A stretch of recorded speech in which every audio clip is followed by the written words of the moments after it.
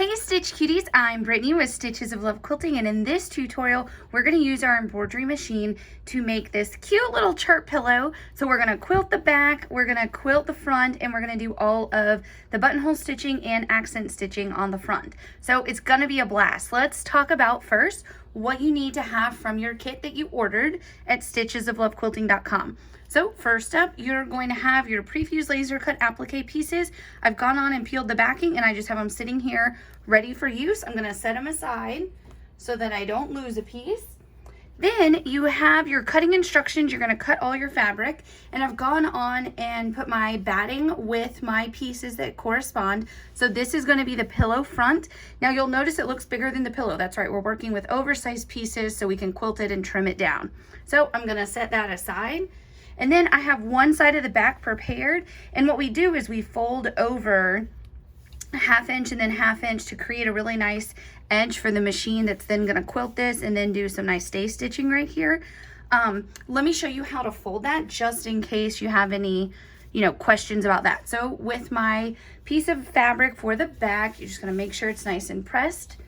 And then now I'll tell you what, lately I've really been using this little clover ruler. It's meant to be ironed on, so it makes it really easy to fold up your 1/2 inch and then your 1/2 inch.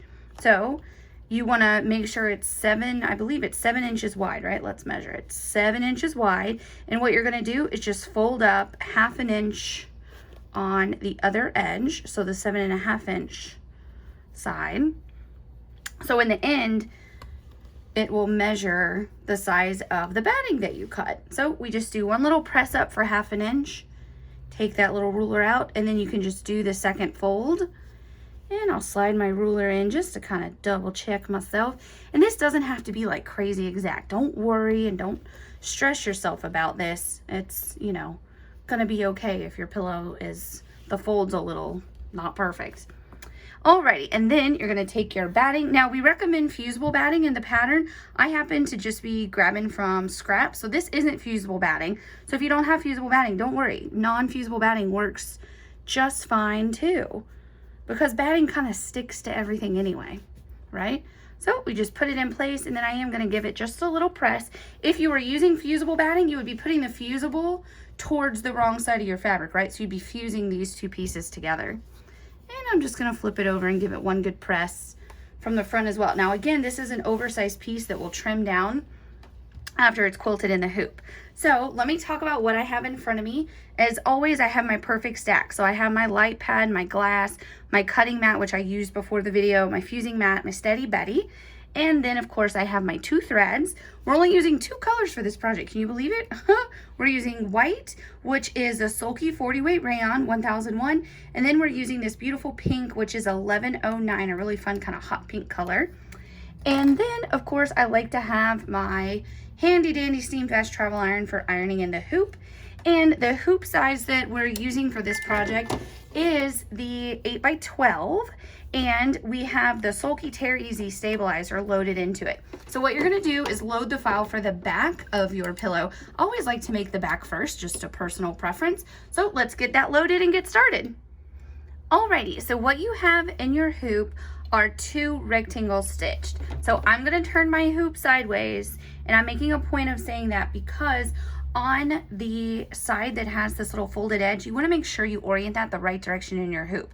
So my files on my screen are going from top to bottom as if the hoop is oriented this way, right? And so I need to have the folded edge on the right. So I'm just going to sort of place in there, and then I'll turn it sideways and make sure. So basically, if you've rotated your design, you want to identify where the folded edge is. And what you're going to do is line that up right at the edge there. And you're going to have leftover fabric going outside of the other 3 sides of that rectangle, right? So see, I have a bunch going off of this side, bunch going off of this side. This edge is perfectly lined up. And then right here, I have a bunch going off, right? And then I'm just meeting in the middle, making sure not to overlap, right? So there we go. Now what I'm going to do is put some of my handy dandy tape, which I think I forgot to mention at the beginning of the tutorial. This is 3M transport tape, just ordered from Amazon. It's medical tape. And what I'm going to do are tape these little guys in place. So what the machine is going to do is on this folded edge, it's going to do some nice straight lines going this way to hold that folded edge for us. And then it's going to do nice straight line quilting. So we're quilting the back of our little envelope backing of our Chirp pillow right now in the hoop. I'm just going to give these two guys a little tape together and then a little tape down here. Some days I'm very tape happy and other days I don't use as much tape, but today feels like a day I want to tape. So just make sure that you're using enough to keep your pieces in place. Then you can use whatever color thread you want. I'm quilting in white actually. So I'm going to put the white thread back on and we're going to move forward to the next step, which will quilt the back of these for us. Alrighty, so now everything is quilted and oh my gosh, don't you just love the way it feels? So we're just going to take it out of the hoop. We're going to pull it away from the stabilizer, get all your extra little tapes that you used. I taped directly to my hoop on that one. And what we're going to do is remove this stabilizer. So you just simply pull it away, and then I am going to tear the stabilizer out a little closer, but I'm not going to make you watch me do that in the video.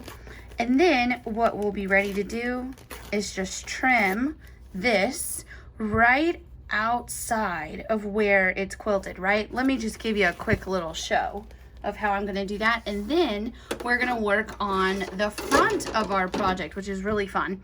So in our project stack, I'm just going to pull away the layers until I get to my cutting mat. I'm going to grab my ruler and my rotary, and yes, my ruler is broken. Isn't that sad? And then all I'm going to do is just barely go outside of that quilting. I basically just don't want to cut my quilting off.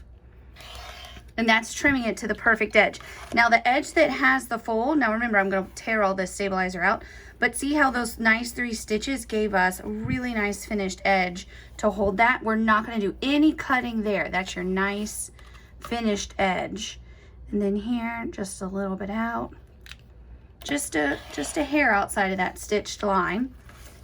And then the back will be totally quilted, and we're going to set this aside and start working on the front. So now what you're going to do is load another piece of stabilizer into your hoop and load the file for the front of your project, and let's get started making the front. Alrighty, so now we're ready to make the front. So in the center of your hoop, you now have an outline. I'm going to put my hoop in front of me, and we are going to place our piece of fabric down, and you're just going to make sure that you're covering all 4 sides of the stitched rectangle. And I'm just going to put a little bit of tape in place to hold this little guy. There we go. And now with the white thread on our machine, the machine is going to do quilting that matches the back of the pillow, and it's going to give us all of our applique outlines. Alrighty, take a look. The front of your pillow is now quilted, and we have the outlines to iron on our pieces. So there's no pieces that over and underlap, so really you can iron on your pieces in any order that you want. And so I'm just going to make sure I'm lined up. I'm going to start at one end and work my way over on this piece. So I'm ironing on Chirp first. Ooh, look, it slipped. Ooh, I'm going to show you. If it slips, all you have to do while it's still hot, you can gently pull it up if you get it in the wrong spot. So let me just put it in the right spot.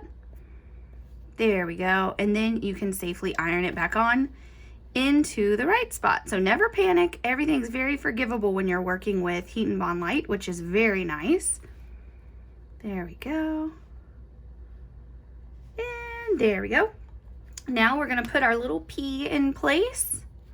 And I've peeled the backing off all my pieces already before I started filming, so make sure you peel that backing off.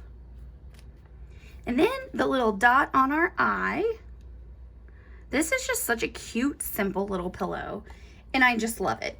This sample is probably going to go home with me today because I want this. And then you'll notice you have 2 of the white pieces, these little white scallops in your kit, and that's because we want to double line the white so that those yellow dots don't show through.